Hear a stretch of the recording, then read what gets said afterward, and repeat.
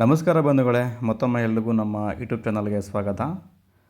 ಇವತ್ತೇನಪ್ಪ ವಿಶೇಷ ಅಂತಂದರೆ, ಇವತ್ತು ನಾವು ಒರಿಯನ್ ಮಾಲ್ಗೆ ಹೋಗಿದ್ವಿ. ಸೊ ಒರಿಯನ್ ಮಾಲಲ್ಲಿ ಕ್ರಿಸ್ಮಸ್ದು ಸೆಲೆಬ್ರೇಷನ್ ನಡೀತಾ ಇತ್ತು. ಸೊ ನೋಡ್ಕೊಂಡು ಬರೋಣ ಅಂತ ಹೋಗಿದ್ವಿ, ಹೇಗಿರುತ್ತೆ ಅಂತ. ಸೊ ನಾವು ನಮ್ಮ ಫ್ಯಾಮಿಲಿ ಎಲ್ಲ ಹೋಗಿದ್ವಿ.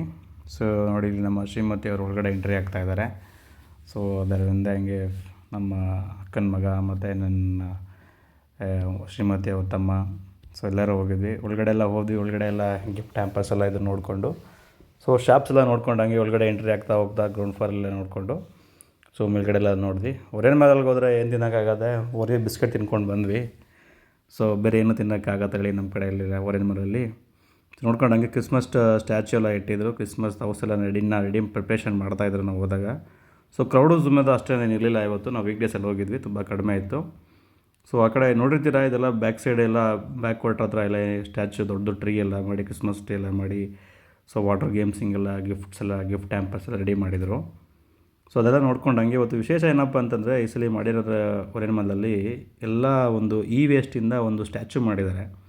ತುಂಬ ಚೆನ್ನಾಗಿದೆ ಅದು ಸ್ಟ್ಯಾಚ್ಯೂ, ಅದು ವೇಸ್ಟಿಂದ ಮಾಡಿರೋದು. ಸೊ ಅದನ್ನು ವೇಸ್ಟ್ನ ವೇಸ್ಟ್ ಮಾಡಬಾರ್ದು. So thank you for watching.